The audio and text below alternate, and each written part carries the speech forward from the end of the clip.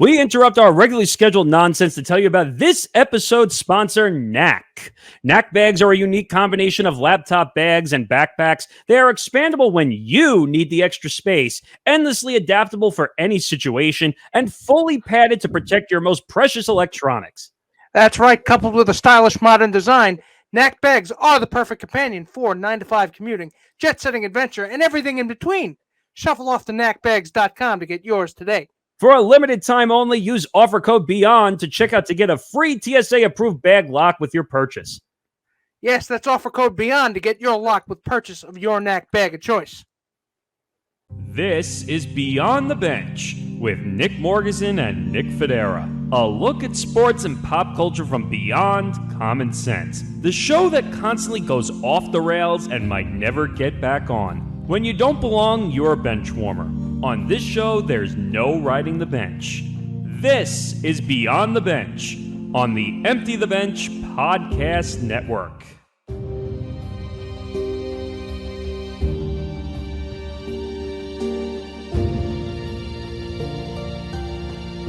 Hello, everybody. Welcome back. Welcome back to Beyond the Bench. Episode 22. Yeah, that's right. Thanks for joining us, Nick Fodera, Nick Morgasen. Make sure you follow us on social media. We're going to go over this a bunch of times because that's what we always do. Follow us on Twitter at BeyondTheBench1. Follow us on Facebook, facebook.com/BeyondTheBench1. And follow us on the Empty the Bench Podcast Network at ETB Network, presented by Knack Bags. If you like a nice, comfortable bag with a lot of spaces, go get a Knack bag. I promise you. You know what I actually tested it on the other day? What? I put a bunch of cookies in a plastic bag, and then I put it in the bag and slammed it on the floor, and it didn't break. Wait, really? And the cookies didn't break. Holy cow, that's crazy. But that's right. Like I said, as I do my Vanna White impression again. As he does his Vanna White impression, you remember to get your Knack bags at knackbags.com. And make sure to go and use the offer code BEYOND to get 15% off, actually, your TSA-approved lock. You can get it for free. You can go to checkout and just make sure you put it in the cart, and you use the offer code BEYOND, and bada boom. You got your free TSA-approved bag lock. I never even knew, TSA bag locks were a thing anymore. Did you? Neither did I, but I know now, and they're great, so you should get yours. Yeah, definitely get one. We promise you. It's a great product. And by the way, Knack has been amazing to us so far. We've been with them for a few weeks now, and they've helped us out a ton. So and they're cookie tested and cookie approved. So I mean, we've done some interesting things with promoting on the different social media accounts for the Empty the Bench Podcast Network. We took it on Living Life, which is one of our other shows. We put it in a huge cooking pot and to make it look like you're cooking. Oh, yeah. By the way, yeah. So stay tuned for next week's show. Then we're gonna actually use the firework test. Well, maybe, but we have a lot of interesting stories to get to this week. Disney employees walking out around the country due to a certain bill. We'll say what that is in a moment. Rachel Zegler, West Side Story, has an oops moment for the Oscars, which are coming up. We'll talk about that. Amanda Bynes' conservatorship was terminated this week. We'll get into that as well. And our dumbass mayor, Eric Adams, decides to bend the rules again, which involves certain athletes. All right. You ready to go? Ready. So we're going to start with controversy of the Mickey Mouse kind.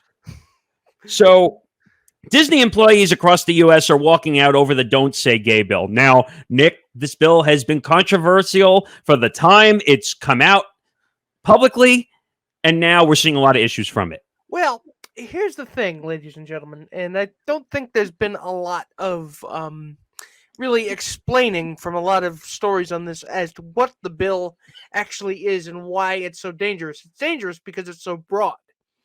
And by that, I mean, making sure that children aren't exposed to any kind of what they term inappropriate behavior or anything that could be deemed, harmful to children from or banning sex ed from K to 3. But here's the thing. Are they actually teaching third graders sex ed? Because they're not. I don't think they are.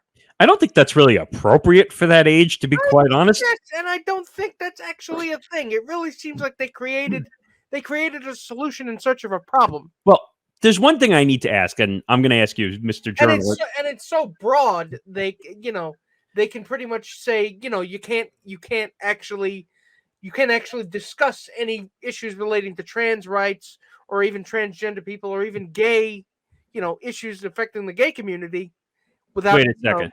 Yeah. So I need you to put the journalism hat on for me to give me an exact, respectable answer to this. So it's a metaphorical hat, but I got you. Yeah. So they say that when you're 3, 4, 5 years old, you know that you have the feelings of being transgender, you know that you're not what you want to be, or you know that you're gay or lesbian or straight. I'm not trying to make controversy. I'm just trying to say that that's what they tell us, that they're saying they're finding out younger and younger and younger that they know what they are. So, and the question to me is, how does this, if I feel like this is kind of the same thing, like they're assuming something rather than doing the homework and the facts to figure out, is this really true? Well, you have to understand something. I think it's more, and of course I'm no gender studies expert, nor am I trans or gay myself, but the most what I understand at this point is, I think at that age or around that age, you start to notice that something is a little bit different about you. Now, those feelings are, it's not like you wake up one day and when you're 5 years old and say, I'm going to be a girl now. It's not that. And by the way, let me make something very clear. I'm not saying it's wrong, it's indifferent. I'm not saying anything. I'm saying you do what you want to do with your life. I just don't understand from time to time, like they make assumptions with this bill that in Florida, because Florida, they make assumptions that 5-year-olds are just waking up and or leftist parents are indoctrinating their kids. It's like all of a sudden they put a dress on their 3-year-old boy saying, "You're a girl," but that's not how it happens. That's not how it happens. It all has to do with thought process and what you feel comfortable with. It's literally, you know what it is, and it becomes more if you have gender dysphoria, which is, you don't feel that you are the gender that you don't feel on the inside what you are on the outside. That you grew up being. You look in the mirror and you don't recognize the person staring back at you as yourself. But the other issue now we have is Disney. Yes. So, which leads me to my next point. So, Bob Chapek took over for Bob Iger as CEO of the Walt Disney Corporation in November of 2020. So Iger had a reputation as for standing up against these cockamamie, bullshit culture war bills that Ron DeSantis seemed to jam through for fundraising. Really, he's just trying to be Trump without the bad hairpiece, and. Because it happened with the trans bathroom bill, because it's always some kind of weird obsession. Wait a minute, that's what I was going to ask you about too. This kind of has some feelings of North Carolina. Oh yeah, absolutely. And Disney spoke up, and the bill died.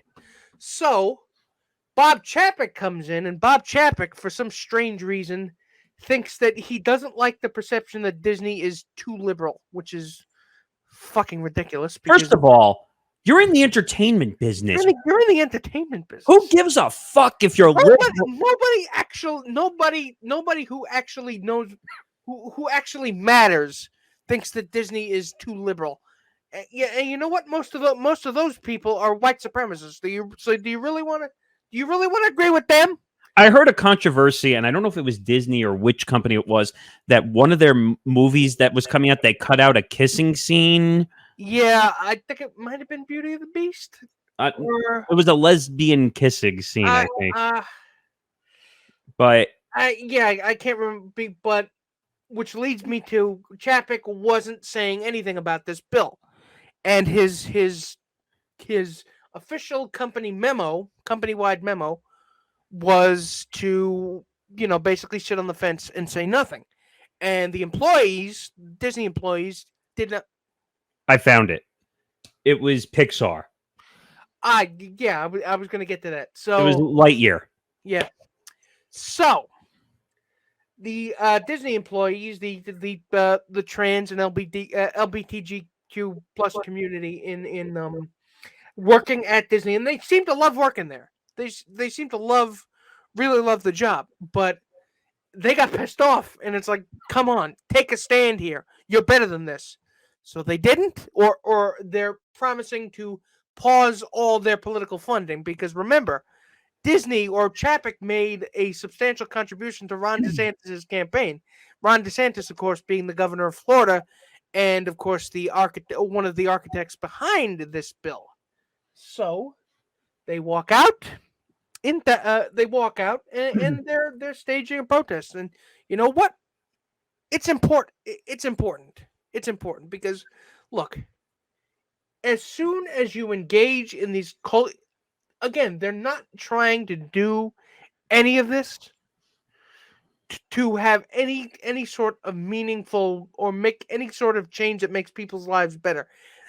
They're just engaging in a culture war in this proxy culture war bullshit, because they want to stick it to the liberals. Yeah, but the issue that I have is, like we said, you're in the entertainment business. Why the hell would you get into the political side?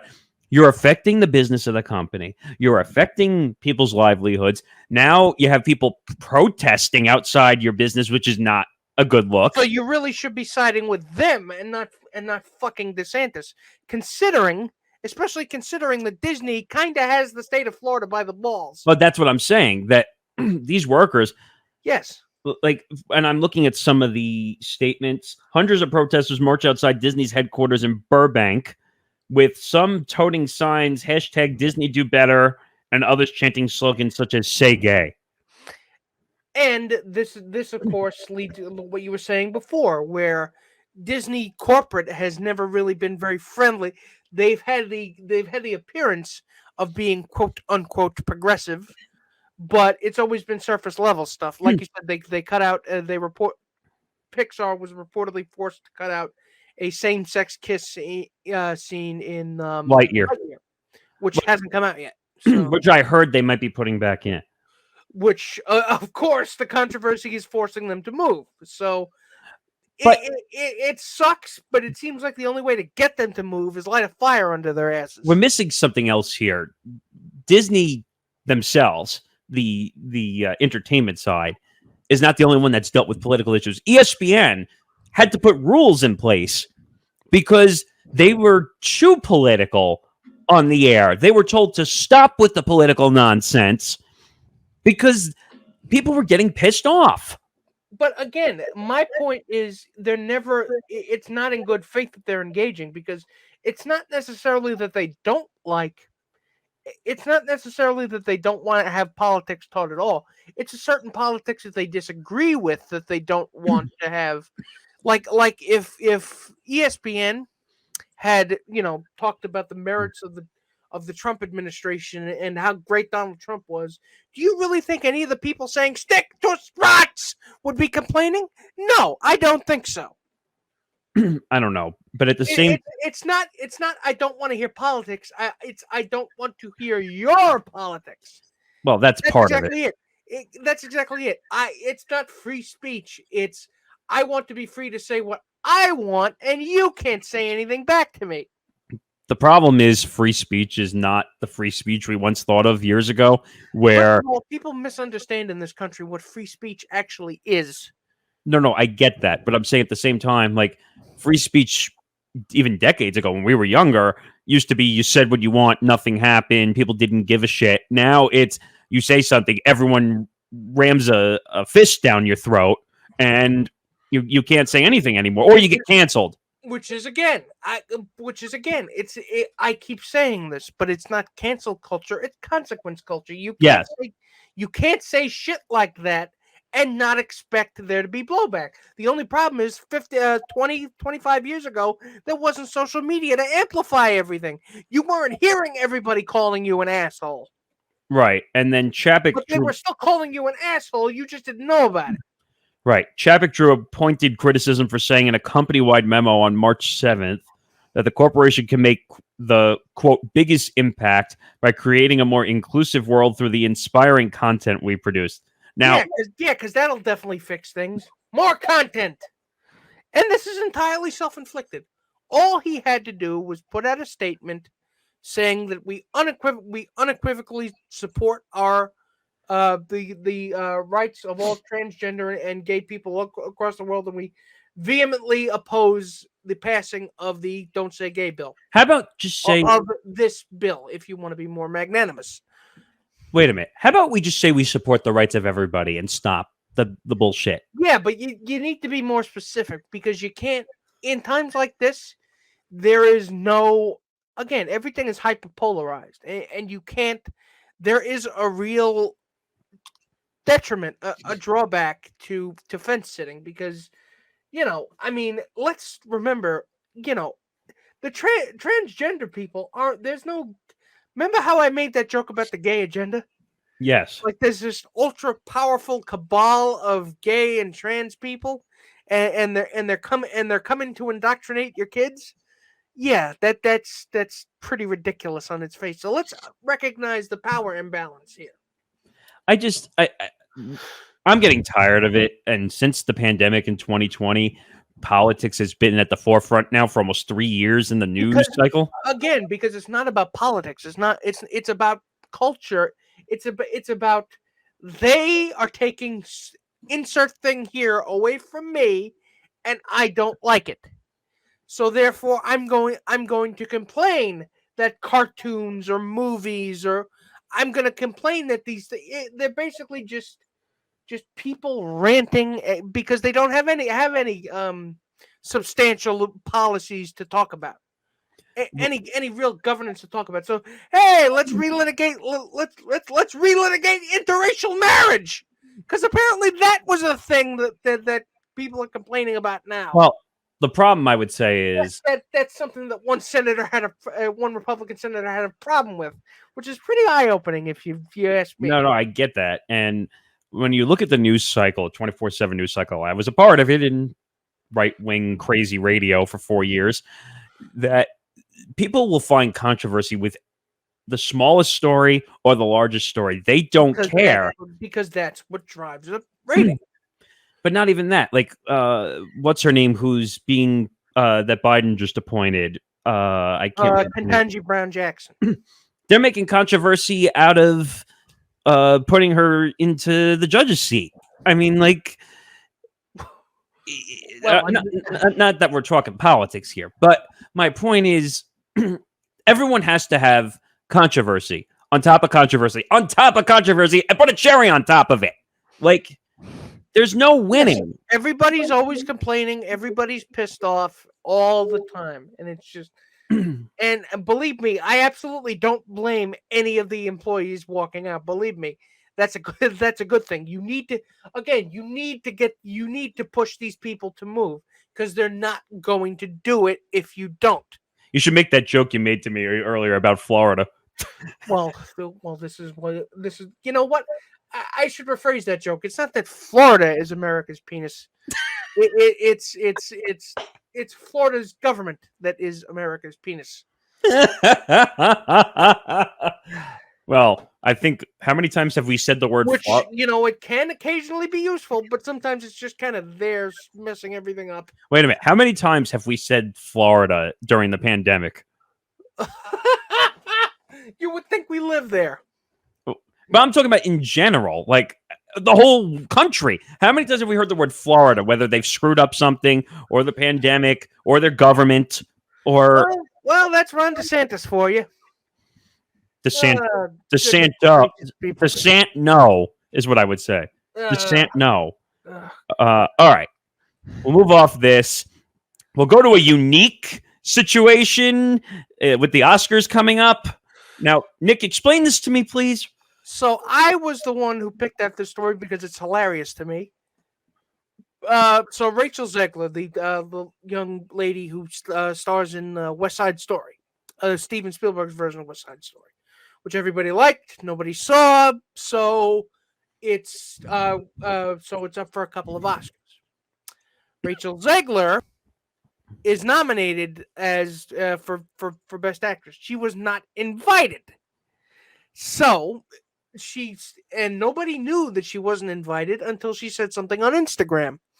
So they were saying, if West Side Story is nominated for a couple of Oscars, why isn't its star there?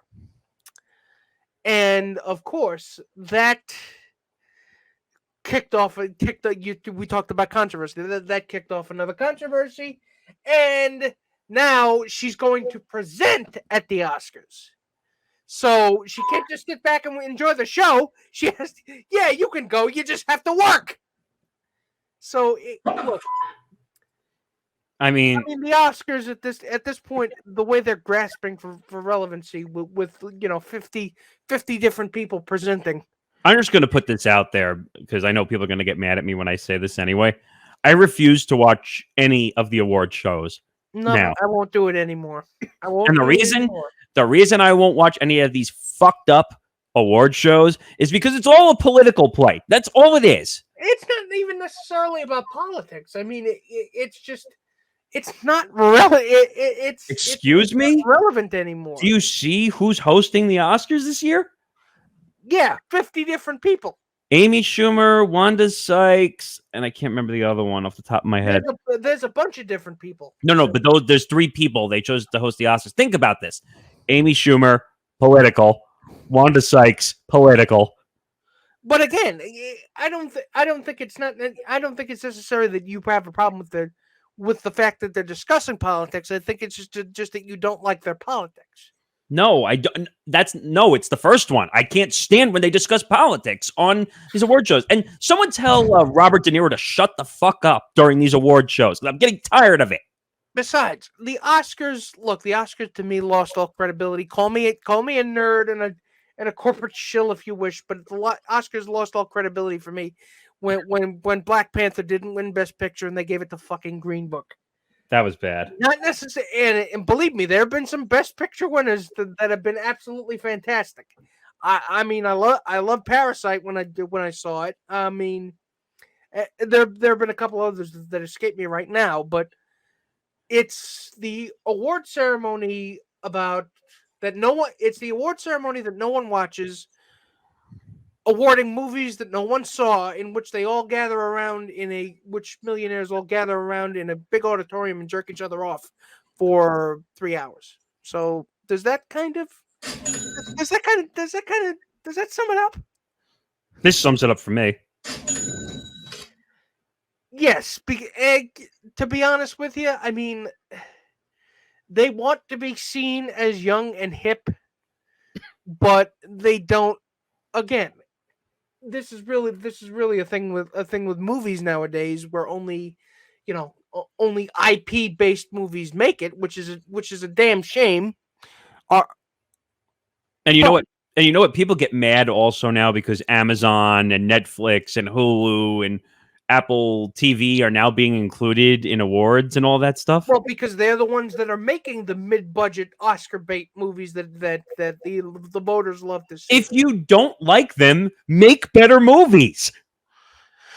Yeah, I mean, it would be nice if Hollywood made movies that are not IP based once in a while or more often than they used to.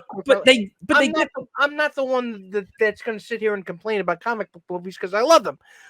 But at the same time, if you don't like the streaming services and what they do, beat them.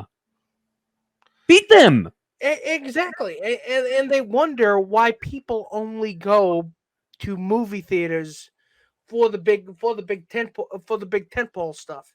it's Spider-Man made billions and billions of dollars because people kept going back because if they're gonna risk COVID and spend all that money, they're gonna get their money's worth. First of all, and movie. they jacked up ticket prices anyway. Warner Brothers jacked up ticket prices to go see the Batman. So No shit, because movie theaters are dead. Let's just admit the facts. They're dead. it's a self-inflicted wound, though, because people will go to see good original movies. Yes, but if they're good, but nobody's making them. yes, but the movie theaters are like a chicken and the egg situation. wait, the movie theaters are like the postal service, where now you can send emails and you have all types of communication, social media. You don't need to send letters anymore. It's dying. It's in debt. The movie theaters are in debt. When was the last time you were in a movie theater? Not during the pandemic. I haven't been either. I've wanted to, but I haven't been able to. I haven't been able to risk it. During COVID, I still don't feel safe. But that's just me. And now with the new variants, who the hell knows at this point? But we'll get it more into that later. But at a certain point, ladies and gentlemen, it's what do you want the movie industry to look like? Do you really think that? Do you really think that the Oscars are speaking about movies when the 95% of the people watching the program are not movie buffs? They've never heard of Drive My Car or some of the other movies that are not that which is nothing to say do Drive My Car, but that means that they drop it off of HBO Max and they don't market it because they're afraid of subtitles and stuff like that. There's no winning here. I mean, Nick, you all right? Yeah. Oh, you were so angry you disappeared off the screen. But the way I look at this is there's no winning here. Movie theaters are declining. The only way I would even think about going to see a movie, like when the new Fast and Furious, when the last one drops, I will go and see that. If it's only in theaters, I would go see it. Otherwise, movies don't last in theaters for as long as they do anymore. Yeah, they go within, they go to HBO Max within a month and a half. It's not even that. They end up on a streaming service for about a month and a half afterwards. So what's the point? I'll just wait for the movie to come out and I'll watch it. So if you're going to give me something, you have to give me something that absolutely can't miss. And it doesn't have to be IP stuff. Make a good movie and people will go and see it. It is the chicken and the egg kind of thing. All right. So we'll move on. Now we're going to talk a little more controversy, but this is more solo controversy. Nick, our childhood is making us feel old. So Amanda Bynes' conservatorship was terminated kind of under the radar because it's like you didn't even realize that she was under a conservatorship until Britney kind of shone the light on that. Well, it's like I knew about it. Yeah, I knew about it too. But the thing about it though is that people, how should I put this? People didn't give a shit about conservatorships until it happened to Britney Spears and Amanda Bynes, right? Yeah, that's a good point. No, it is a good point. So what happened is, so she was under conservatorship for a number of years due to a mental breakdown, right? Or something to do with drugs? What, you're talking about Amanda Bynes? Amanda Bynes. Yeah, Amanda Bynes.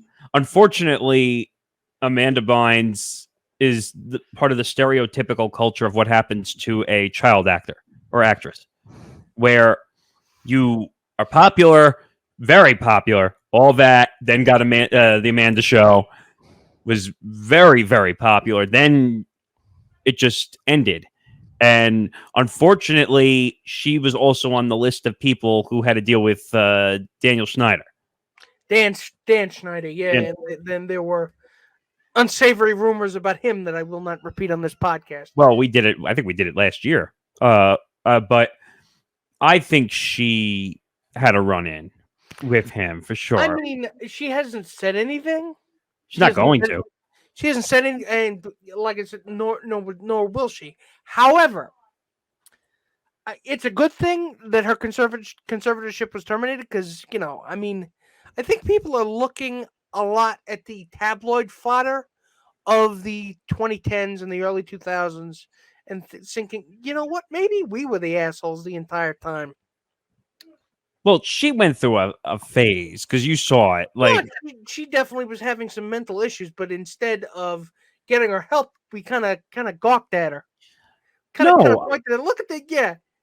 I think when we talked about it, when first said I'm not talking about us in particular. I'm talking about we as a collective, we as a culture. No, well, I can tell you why that happens, because why would you want to get somebody help when the tabloids need more bullshit to put in their tabloids? Exactly. They were banking. Either they were banking on her getting arrested, or banking on her at least trying to kill herself. I don't remember. I thought allegedly, if you think about it, I thought allegedly she got arrested for drugs and. No, I mean put away for a long time. Oh no, but I think she did get caught eventually, if I remember. Yeah, she did get caught eventually. I'm talking about like a stunning fall from grace. Oh yeah, like a Robert Downey Jr. fall from grace without Iron Man. Right, and I think she got to a point where she finally turned her life around. She was going to a beautician school, I think, at one point, and it seemed like she was starting to figure it out. And apparently, according to the story, also her conservatorship was easier to dissolve than Britney's was. Oh yeah, sure, because there weren't contingencies upon contingencies, and this guy answers to this guy and answers to this guy, and yeah. Well, did they say why specifically? I'm trying to look. They were just saying, though, it was an easier case because there wasn't as much dependency, I guess, on other people. Yeah. So I mean, I'm glad for her. Maybe we could see. Maybe we could. I just want. You know what? It's made the whole Britney Spears thing has made me realize just how much of an asshole we all were to, people, young starlets back then who were going through it. I mean, think about the things that she had to do. Well, in 2013, when this whole conservatorship started, Bynes was put in a 72-hour psychiatric hold after reportedly setting a fire at her home. Her parents requested the court to place her into conservatorship after what their attorney described as paranoid behavior fueled by substance abuse. So, instead of helping her get clean, they just decided, you know what, let the court deal with her. But I'll give her credit because Bynes herself admitted to substance abuse and serious body image issues affecting her mental health prior to the conservatorship during a 2018 Paper magazine interview. Which, of course you go through these things because I think it really says more. I think we're focusing on the right on the right causes of these things. It's not that it's not like, hey, ladies, be crazy. It's about these people are going through horrible physical, emotional, and even mental abuse. And by the way, child stars. And by the way, and who wouldn't crack up at this point? And by the way, Dan Snyder is just allowed to randomly disappear and not face any of this public scrutiny that he's done to certain people, like a Drake Bell, who ended up getting probation for a very serious case that he probably should have gotten jail time for. I mean, and they said that was partially from Snyder as well. Yeah, I mean, why is this guy roaming the streets free? I don't know. I mean, he's not creating content for Nickelodeon anymore because he got fired. And that's a fact. You can go look that up, Nick. That's public information. He got fired. They wouldn't say why. They said that they terminated their relationship with each other without saying why. So I guess you can fill in the blanks about what actually happened there. I mean, look at Jamie Spears. She was another one. We talked about that. Yeah, exactly. So at a certain point, it's like, what can you do? You can't do anything. You need to go after Dan Snyder and put him away behind bars. Only wish. But I mean, it's frustrating, like, to see what our childhood was in the 90s and now how they're losing their grasps on life a little bit. Like, I mean, but that happened in the 80s. I mean, it happens with child acting. I mean, it happened. That's fame, really, isn't it? I get it, but was there ever? Would you say there was someone as bad as Dan Snyder out there? Oh, I guarantee you, there are people who are as bad or 10 times worse. Yeah, but doing it to child actors and actresses? Oh, absolutely. At this clip? At this clip, no. But still, so yeah. Why do you think he's not working anymore? If he was innocent, what I want is accountability more than anything. What I'm saying is, people are saying, well, there's no proof. Well, he's not working anymore. There's your proof. Yeah, there's your proof. So I don't want to hear anything that, well, they just terminated the relationship and they walked away. You know how much it would take for Nickelodeon to walk away from him? He was the 90s for them. I mean, at the end of every show, in the credits, right after the credits, what would you say? It was always his name. Dan Warp, his company. Uh-huh. Because think about all the shows, okay? Drake and Josh, Amanda Show, all that, Keenan and Kel. Anything that was live shot. I think he did iCarly too. Yeah. Sam and Cat. I mean, all the shows that were live to tape were him. So, again, he had a lot of power, but you don't want to... why are you still protecting him at this point? That's what I would want to know. But you know what? There's nothing we can do about it now, except, just try to pick up the pieces. And his sick fetish with feet.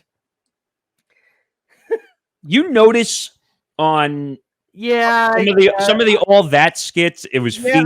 I've heard the rumors. Yeah, and then on iCarly, they do a scene where they draw faces on the toes, and they do an up close of it on camera.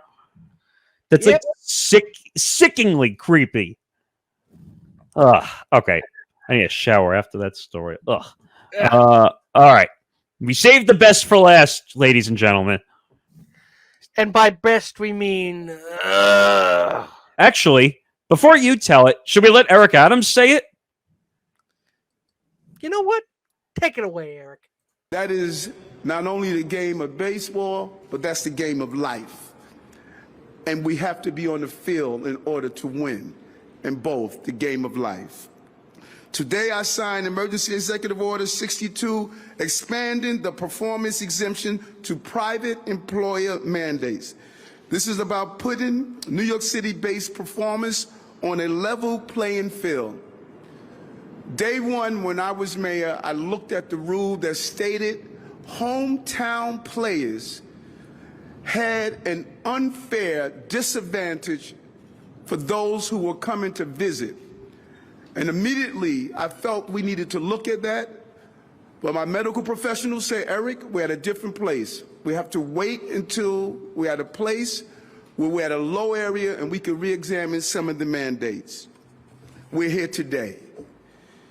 Currently, only non-residents are exempt under this executive order. We expanded it to residents of New York City. It's unimaginable. We were treating our performers differently because they lived and played for home teams. It's not acceptable. This exemption has been put in our sports teams as at a self-imposed competitive disadvantage. But this new order would help boost our economy. Oh, okay. Wait a minute. So that's how that works. See, Nick, I called that. He said it was going to go back to the economy. I called that one. So you may as well call this one. I hate to say it, but it's kind of the media kind of made it into the Aaron Judge rule. So, context is necessary. So, for those of you who don't know, baseball is coming up, and the rules, the mandates in New York City meant that unvaccinated players could not go and play in the games because, again, no vaccine card. You have to have a vaccine card to get in.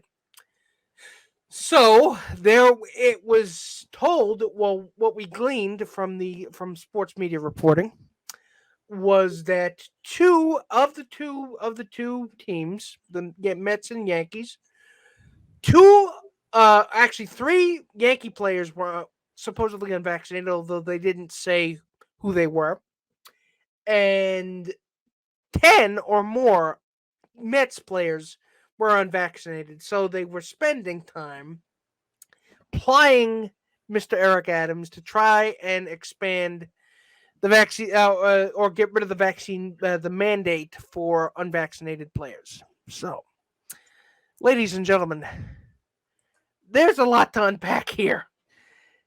He buckled. He broke. He bent. He bent like a lawn chair. He bent so far that if he bent his body far enough, he would have cracked his spine. Yeah. It was like, the bar was low, but he just limboed under it. You know what? And I said this to Nick before the show. I never had a problem with Eric Adams until now. Okay. And to be clear, explain what the problem is. That they shouldn't have repealed that mandate at all. By the way, no, they shouldn't have repealed that mandate. You're giving athletes the power after they refuse to get the vaccine. Wait. Excuse me. You're sending a bad message to kids. You're sending a bad message to people who don't have the vaccine. You're sending a bad message to the world that I'm an athlete. I can do what I want. I can do whatever the fuck I want, and I don't have to follow any rules because la-di-da-di-da, I'm an athlete.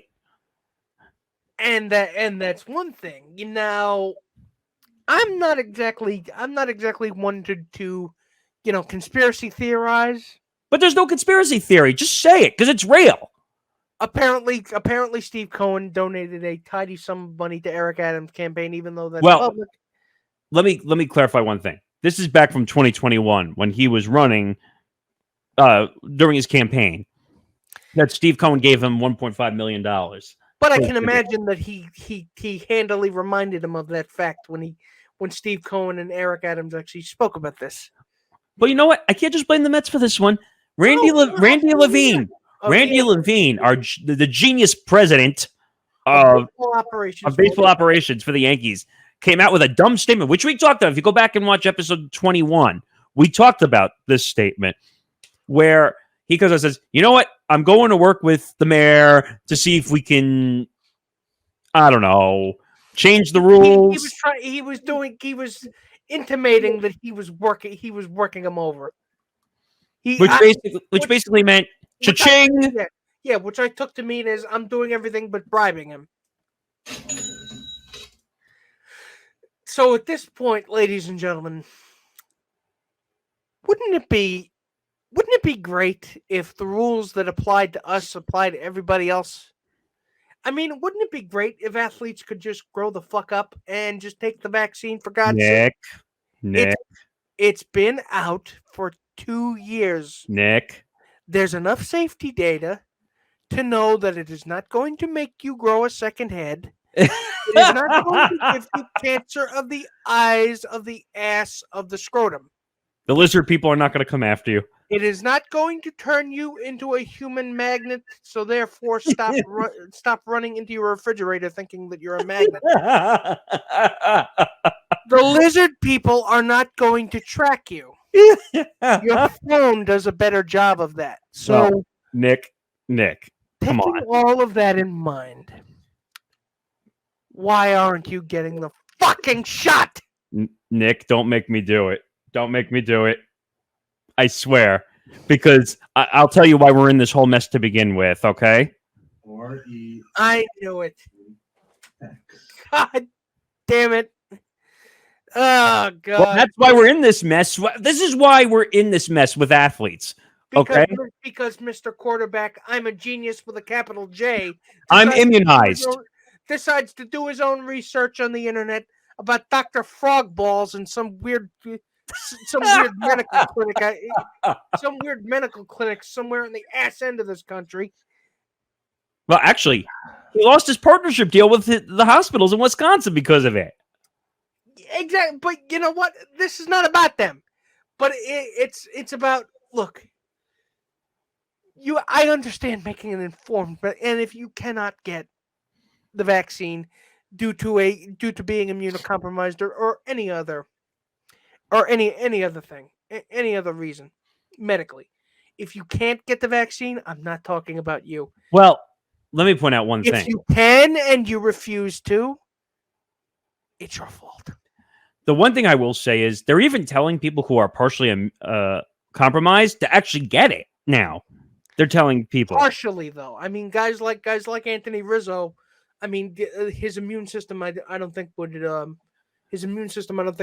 mount a proper response. But you know what? The problem with part of what you're saying is that people are making up excuses to say that they're exempt from the vaccine. Yeah, but if you have a doctor's note to prove it, and an actual doctor's note, not just a piece of lined graph paper with the word doctor's note on it. But you know what? I'm tired, and you've heard me say this many times. A doctor's note is not supposed to be written in crayon on construction paper. No, that just sounds like a murder scene. Anyway, I would say I'm tired of like the Jewish community, and I'm not pointing it out for any specific reason, but they're coming out and saying, well, religious exemption, I'm not getting it. Well, do you mean the Orthodox community, or do you mean the... In general, like that community in general, like they came out in Brooklyn. Do you remember in Brooklyn, that was where some of the highest percentage of cases were during the height of the pandemic? Is that true? It was. Yeah. Huh. I'll never forget it, because when I was working at the radio station, they were saying that a lot of the cities, think about it, New York City was at the height of the pandemic. Remember, we were at 10 to 12,000 a day. You talking back in January? Or you talking about March of 2020? All the way through, like a year later, through Yeah. March of 2021, they were the highest. Because you were right, partially. The Orthodox community was using a religious exemption as an excuse not to get a vaccine. Which is dumb to me, but you know what? It's religion, so I'm not going to touch it. I don't think it's right, though. Like it's not right, but what are you going to do? Well, do it. Remember what they said about the vaccine? Do it for other people, not yourself. Yes, do it to keep yourselves safe. It's not like we're asking you to shoot somebody. Well, unless you're... First of all, there's no we. A doctor is telling you to do these things. Right. We're just pointing out. Every single epidemiologist and medical health professional worth their salt is telling. Oh, wait a minute. Do you look what just happened in New York? Look how many employees got fired because they refused to get the vaccines and inside hospitals and healthcare employees to boot. That's what I'm saying. Those were all healthcare employees, most of them. And that to me is just unfathomable. And by the way, the vaccine is at your fingertips. Yeah, it's easy. It's so easy. No, but I'm saying in the health facilities, it's right there. It's right there. Literally. You literally don't even have to leave the room to get the shot. And by the way, and you deal directly with COVID patients, and yet you're still refusing to get the shot. We've talked about this before, but still, it boggles the mind. And guys like Aaron Rodgers, stop with the immunization bullshit. That's dumb. Wouldn't it be funny? Wouldn't it be funny if after all of this, Aaron Judge actually was vaccinated and he was just fucking with us? That would be horrible. We're going to find out. We're going to find out eventually when they go to up to Canada to play the Blue Jays in May. You could go look it up. Aren't vaccine cards public record? No, they're not. No, that's a violation of HIPAA law. So, but we'll find out if he goes to the Rogers Center and he's actually in the lineup. Meaning, so unvaccinated players cannot play in Canada because that's Canada's rules. Well, now they can play at home games according to Eric Adams, so we're not going to know then. Yeah, but I'm talking about when they go up to Canada to play the Blue Jays. Good. Is that what we're going to? So we're going to find out. So wouldn't it be funny if he actually was vaccinated the entire time? If Aaron Judge is not vaccinated and we lose him for 19 games, or not 19 games, half of it because they split the series between the Yankees and the Blue Jays. If we lose him for 8 or 9 games, which is a lot in division, that's bad. That's really, really, really bad. It's bad enough that Kyrie couldn't play a home game in Brooklyn because of this weird homeopathic bullshit he's on. So I'm just like, by the way, I know, like, and I'm going to bring this up because it has to do with something I'm going to say now. We talked about this in the last Empty the Bench where, as I'm choking over, we talked about Fernando Tatis Jr. of the Padres, how I said he should be cut because he was not admitting to multiple motorcycle accidents. Which is a dumb thing to say, but I'll leave that. There's a reason why I bring it up, and I think you'll agree with me slightly at a larger clip with this one. If Aaron Judge is not vaccinated and he misses games against the Blue Jays, I think they should cut him on the spot if he misses games. I wouldn't. How many games would it take for you to finally say this is a distraction and he obviously doesn't want to follow the rules? I don't know what. See, there's an angel and a devil on my shoulders, ladies and gentlemen. Oh, wait a minute. Answer my question though, which is how many games would it take? It would probably take that amount. It would probably take a little bit more than that amount of games to do it. Oh, no, I'm asking you. So how many Blue Jays games missed would it take? If you're working under the assumption that they lose them all? No, forget that. That's not the point. I'm talking about because you can't have a predetermined outcome, whether he's there or not. I'm talking about if he just says, screw it, I'm not getting the vaccine. Then you don't bring him back. Then you don't sign him to an extension. Because what is it? I think they split like 3 or 4 series each location, especially within division. Is that how that usually works? Yeah. I think they play 19 games. So I think so. That means he would miss like 9 games. Divisional games.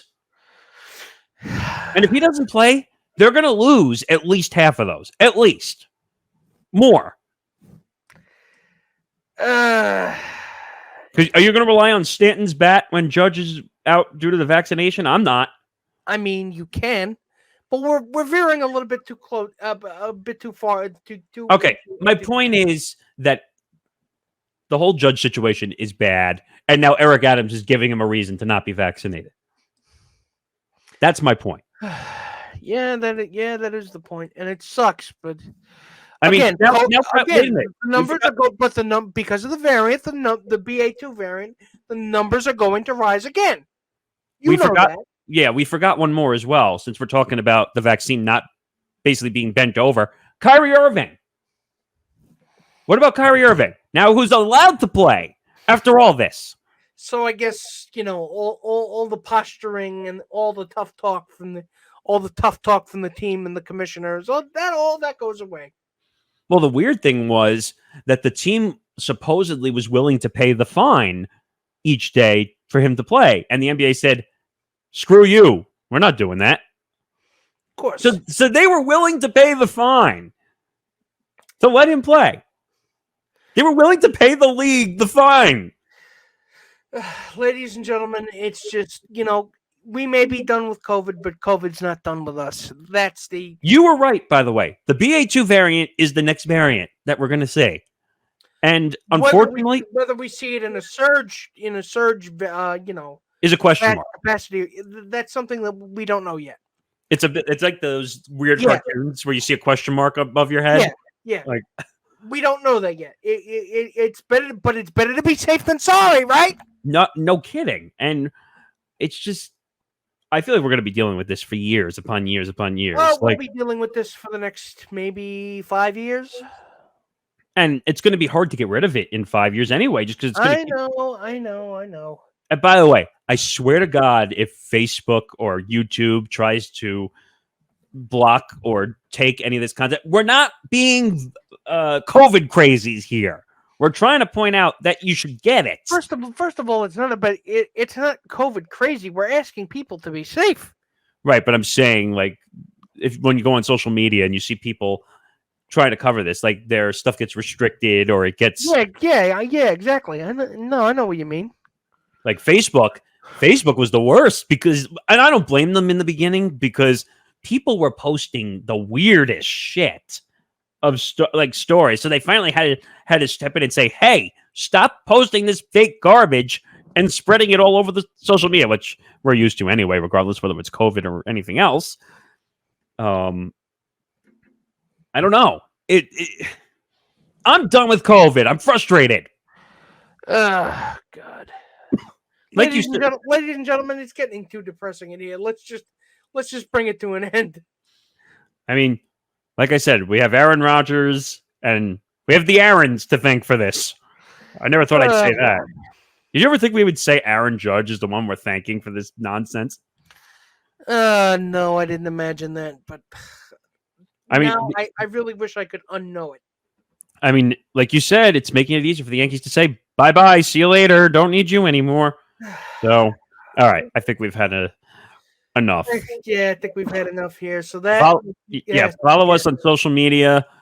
Make sure you follow us at Beyond the Bench 1 on social media for Twitter and Facebook, facebook.com/Beyond the Bench 1. And I forgot to put it down here, but we now have an Instagram page, Instagram.com/Beyond the Bench. We were allowed to be Beyond the Bench on Instagram.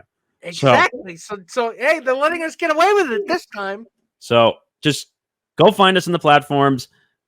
We're gonna go hose down after all this stench. Yeah. Because I'm starting to stink of Aaron syndrome. I really don't want to know, but you can follow him if you want to hear more scent-related tweets at Morgasen Radio. You can follow me on Twitter at Nick Writes Words as well. Make sure to like and subscribe to this YouTube page. We've got Game On. We've got Here Now the News. We've got this show you're watching now. We've got Empty the Bench coming up this week. We've got a bunch of shows coming up. The Hearst Show. We've got Keeping It Real. We've got so many things. And make sure you follow our sponsor, Knack, as well. That's right. Go to knackbags.com to get yours today. Make sure you use offer code BEYOND to get your free TSA-approved bag lock, and get it now. Get it while they're not actually hot. They're kind of room temperature, but still, that means you can hold more of them. Yeah, I think we'll have one more show because they run by the month. So you have one more week, one more show this month for this deal, and then a new deal starts in April. So get it while you can.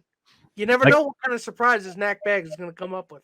Like you said, get your TSA-approved lock, $15 value for free. Put it in the cart when you go and buy a Knack bag. Very nice Knack bags, by the way. And you'll get that TSA-approved lock. All right. That just about does it for episode 22 of Beyond the Bench. He's Nick Fodera. I'm Nick Morgasen. I'm going to go hit the showers. Good night, everybody. Good night, everybody. See you back on the bench.